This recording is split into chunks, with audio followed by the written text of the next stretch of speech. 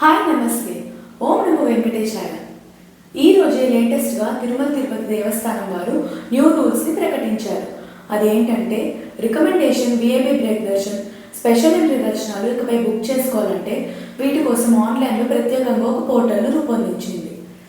రాష్ట్ర మంత్రులు, ఎమ్మెల్యేలు, ఎంపీలు, ఎమ్మెల్సీలు తిరుమల తిరుపతి దేవస్థానంకు సిఫార్సు లేఖలను ఆన్లైన్లో మాత్రమే పంపించేందుకు ప్రత్యేకంగా పోర్టల్ను రూపొందించినట్టు ముఖ్యమంత్రి కార్యాలయం తెలిపింది.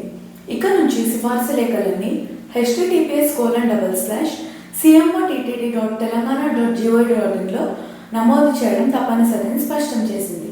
టీటీడీ దర్శనం కోసం ఇచ్చే లేఖలకు రాష్ట్ర ప్రభుత్వం మార్గదర్శకాలను రూపొందించింది.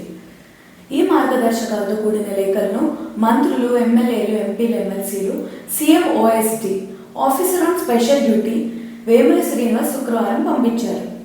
సీఎం కార్యాలయం రూపొందించిన పోర్టల్ నుంచి భక్తులు దర్శన వివరాలతో జనరేట్ చేసిన లేఖలను మాత్రమే టీటీడీ పరిగణలోకి తీసుకుంటుందని సీఎం కార్యాలయం స్పష్టం చేసింది.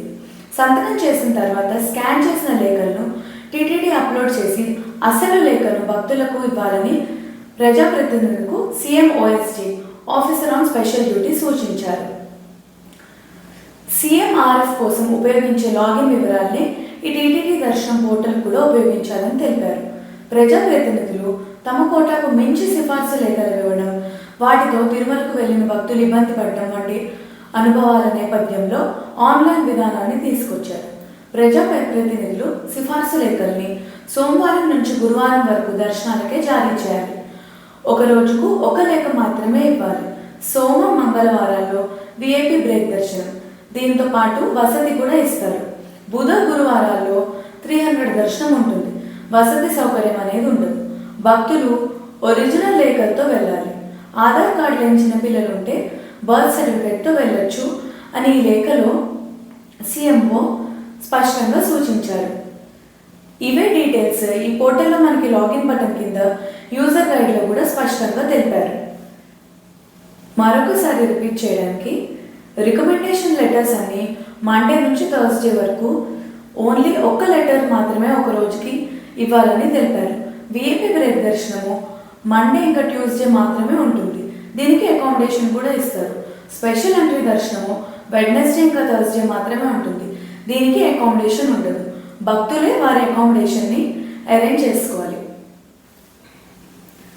ఈ పోర్టల్ కేవలం తెలంగాణ ప్రజలకు మాత్రమే.